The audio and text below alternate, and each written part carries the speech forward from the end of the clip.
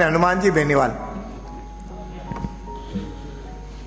अध्यक्ष महोदय, सबसे पहले तो आप अध्यक्ष पद पर निर्वाचित हुए और सारे सदन ने, सारी पार्टियों ने, हमारे निर्दलीय जितने भी छोटे दल थे, इन सब ने मिलकर जैसे ही आपका नाम अध्यक्ष के लिए घोषित हुआ भारतीय जनता पार्टी की तरफ से, सब ने मन बना लिया था कि देवनानी जी अध्यक्ष बन रहे हैं तो हमें डिस्टर्ब नहीं करना, इनको अध्यक्ष करना, क्योंकि आप सबसे ज़्यादा हमने देखा कि विपक्ष में रहते हुए आपने सबसे ज़्यादा लड़ाई लड़ी। मैं तो आपके साथ रहा हूँ और मैंने तो ये भी देखा है आपको इनका ध्यान ज़्यादा रखने की बजाय हमारा ज़्यादा ध्यान रखना, क्योंकि पिछली बार आपको बोलने नहीं देते थे। इस बात का भी आपको ध्यान रखना कि पिछली बार जब आप स्टिकर लगाते थे, पर्ची लगाते थे, तो जैसे ही आपका नाम आता तो माइक बंद हो जाता था।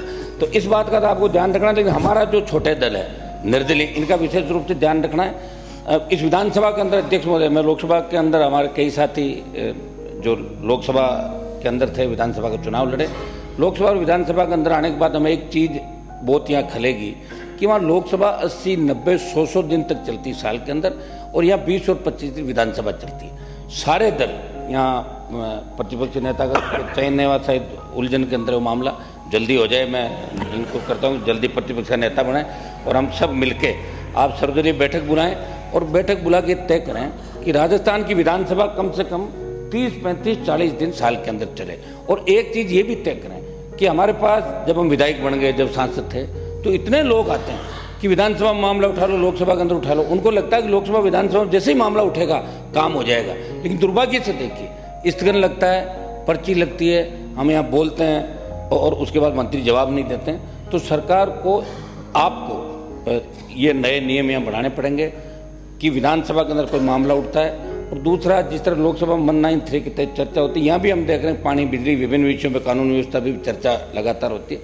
चर्चाएं भी समय समय पर हो, हाउस ज़्यादा से ज़्यादा चले, तब लोकतांत्रिक मूल्यों की रखवाली हो सकती है। हमें आपसे बड़ी उम्मीद है कि लगातार 3 से लेकर 23 तक आप लगातार जीतते रहे। और हमें ये भी पता है कि आप के दल के कई लोग ये नहीं चाहते थे कि आप जीत के बार बार आओ, लेकिन फिर भी आप आ जाते थे। आपकी बहुत मेहनत थी वहाँ पे कि आज, और हम तो ये चाह रहे थे कि आप एक दूसरे पद की ओर जा रहे हो, लेकिन चलो यहाँ आके रुक गए, भी बड़ी बात, विधानसभा अध्यक्ष साहब बन गए। मैंने देखा दिल्ली के अंदर बहुत से नेता जो सीएम की बात करते थे, उनको विधानसभा को अध्यक्ष बना दिए देश के अंदर।